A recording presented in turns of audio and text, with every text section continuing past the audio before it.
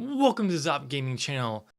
This is ZOP Gaming Fantasy Booking, where I, Tim Green, one of the voices of As the Buckle Turns, I'm using the Killing the Business mod. You can find links to both the game as well as the mod down below in the description.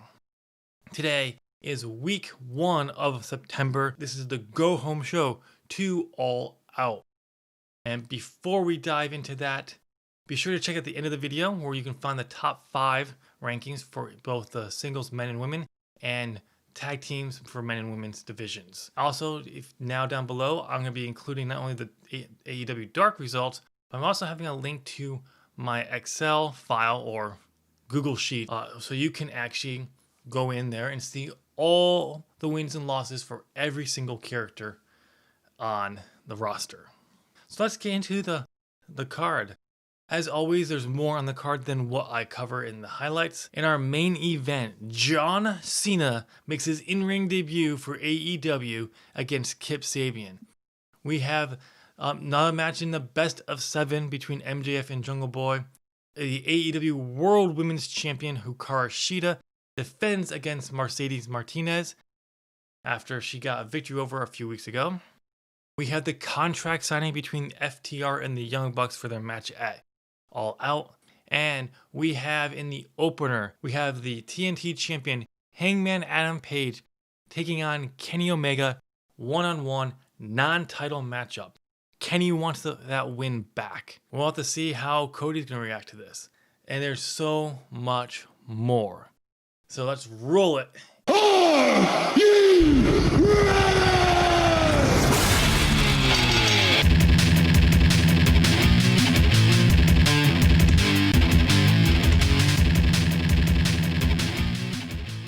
Tessa Blanchard's music hits and she comes out with Mercedes Banks and Bailey Rose flanking each side. They head to the ring. Tessa snatches the mic from Justin Roberts. Tessa, I came to AEW for one reason and one reason only, to be world champion. I've been ranked for number 1 for weeks and no opportunity. Now I'm demanding it. The fans boo. Tessa, Hikaru Shida, I'm officially challenging you for the AEW World Women's Championship at All Out. That is if you can manage to retain tonight. What do you say? Tessa drops the mic and Supremacy leaves. The Rise of Supremacy storyline with this segment advanced and gained heat finally. Yes, we got some heat here. That's good. Tessa Blanchard clearly enjoyed having freedom. Bailey Rose was superb, even though they really didn't do anything. So that's good. And we got a 70 for this segment. Probably because Hikaru Shida is only mentioned, and not shown. But I'm hoping that's not the reason, because Hikaru Shida is amazing. So this will set up a good matchup there. But it's a nice little starting off point. Now let's get into the opening matchup. In an exceptional match, Kenny Omega defeats Hangman Page in 20 minutes in 2 seconds by pinfall with a one-winged angel. Hangman had a 79 in-ring performance. Kenny had an 87. The overworked match didn't sit well with the crowd. Bull. Kenny benefit from a ground level public support. That's good. And we have a 67 for this rating. That's actually kind of sad because it's probably the overmatch. Because I think I went with... I should look at the booking details I went with. No, I want the agent's notes. Oh, the Mayhem. I went with Mayhem. Yeah, okay, that makes sense. Yeah, that's why. That's okay. And that's why it didn't go so well.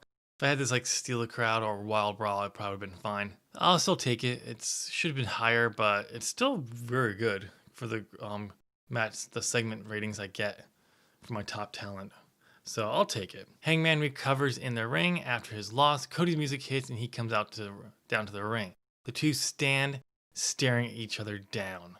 The TNT Championship Open Challenge storyline has advanced and lost heat. God damn it. I didn't want these two brawling with each other again, so this is just going to be, we're supposed to just kind of have that little, we're doing this because remember, Cody wanted that rematch and Paige attacked, so Cody took that as accepting his challenge for All Out. So I'm going to confirm it. All Out TNT Championship matchup. Cody versus Hangman. But it's not going to be a typical match. They had a hardcore match last time. we're going to have a special, another stipulation for this matchup. And this got 68 overall, which is still pretty good. Like I said, I still always prefer to be higher. Backstage, Chuck Taylor, Trent Beretta, and Orange Cassidy stand before the camera. Chuck, according to Santana and Ortiz, we are devaluing the AEW World Tag Team Championships. Trent, you had your shot to capture them and lost. However, we are fighting champions and we'll give you another opportunity. Chuck, at All Out. Chuck and Trent looked at Cassidy. Trent, what about you, Cassidy? You have anything to say about Jericho? Cassidy just looks into the camera. Trent, you know, Jericho, you're sick of hearing about Cassidy? Join Santana Ortiz and we'll have a 6-man tag. Chuck, Orange, what do you think about that? Cassidy smiles and gives a half-hearted thumbs up. Best freshly squeezed inner circle friends storyline advanced, no heat. But I did not do well going off without following a script. And we had a 58 overall, which is good there. Due to timing, I was not able to put a response in for the inner circle, but they accept the challenge and it is official. A 6-man tag team matchup at All Out for the AEW World Tag Team Championships. Unfortunately, in the game, I cannot actually defend them that way like you could in 2016, which is stupid. It's going to be for the Tag Team Championships, but the actual in-game, I won't actually be able to put it on there. I'll find a way to make sure that the in-game, they actually get the title fence. 58, it's not too bad, but there it is. There's so many storylines in so little time. I really just want to turn off booking times, but I'm trying to not do that. Oh, we now are on to a sit-down interview. Kathy Kelly's in the ring with 3 chairs. Kathy Kelly. It's my pleasure to have a sit-down interview with Jon Moxley and Brian Cage. Cage's music hits and he comes out with Taz. They enter and take their seats. Moxley music hits and he joins them in the ring. Kathy. This Saturday, it will be you two in the main event for the AEW World Championship. What can we expect? Taz. You can expect a new world champion. Before he can continue, Darby Allin's music hits. Cage stands ready to fight, but Taz gets in his way as Allin enters the ring. Taz, what are you doing out here? Darby hands a piece of paper to Kathy and she reads it. Kathy, this note is from Tony Khan. Darby Allin has been added to the All Out main event over his win over Moxley last week. Cage and Taz are pissed. Kathy, Moxley, what do you think of this development? Moxley, doesn't matter to me. Let's fight. Moxley drops the mic and attacks Cage. Darby joins in, but Cage overpowers him, beats them up, and stands tall. Yep, so it's now official. We will have a 3-way dance for the AEW World Champion at All Out. Like I said, is not going to be the same matchup like they did at Fyter Fest. Never is going to be a one-on-one between Brian Cage. Originally, I had a different plan for All Out, but then I just realized there was not enough time to go in the direction I wanted to, so I decided to delay it, which is why I ended up putting Darby Allin, keeping Darby Allin in this, and adding Brian Cage into there, because I really want to build out and hold out on their feud. But we had the World Championship storyline advance, but no heat gain. Moxley looked good. Taz performed poorly in the segment. Kathy struggled to go off script. Both Brian Cage had the freedom. Taz did not do well without. That is fucking bullshit. Taz is amazing without a script. And a 71. I believe this is now the highest rated segment in this feud, even on my simulation in 2016. So I'm happy with that. It's a great way to end this go home angle to going into All Out. I think I'm happy with this. And then we have a preview of the AEW World Women's Tag Team Championship matchup at All Out for the newly crowned championships. But tonight it'll be Zoe Sky representing In Livid with Zoe Lucas representing Age of Beauty. In a decent matchup, Zoe Lucas defeated Zoe Sky in 12 minutes and 34 seconds with a pinfall using the ropes for leverage. Zoe Sky had an in-ring performance of 60. Zoe Lucas had an in-ring performance of 57. This advanced the tag team tournament storyline, and it got a 55 segment. I'm happy with that. Getting those ratings up there for segment ratings up there for the women, and especially with the new debuting championship. We have in a matchup, we have EBB, Eddie Kingston, the Butcher and the Blade, taking on Ilja Dragunov and the Natural Nightmares. In a decent matchup, EBE defeated the Natural Nightmares and Dragunov in 13 minutes and 13 seconds when Eddie Kingston pinned QT Marshall with a backdrop driver. The in-ring performance, the Blade had a 59, Butcher had a 53, Kingston had a 60, Dragunov had a 58, QT Marshall had a 47, and Dustin had a 53. And we got 54, so I'm happy with that. Especially pushing the Butcher and the Blade to get them up there, because I've been really impressed with their work lately. So I'm happy with that. And the 54 is pretty good, so I'm happy. Let's move on. Pac, Pentagon Jr., and Rey Fenix celebrate their win without the... Wow, I completely f***ed that up. So, yes. So Eddie Kingston, Butcher and the Blade celebrate their win when Pac, Pentagon Jr., and Rey Fenix run down and attacked. And the 6-man brawl until refs pull them apart. Wow, I can't believe. When I wrote this angle, I completely messed that up. My bad. But it was the other way around. It was Pac and the Lucha Bros attacking the Butcher and the Blade and Eddie Kingston. The Death to the Triangle storyline advanced and gained heat, which is awesome here. We got 61 on that one. I'm happy with that. So that's on my goof. Let's move on. And then we just have a quick segment here. Kathy Kelly announcing the women's Casino Battle Royale at All Out. No one's has been officially announced for that, but we will have that.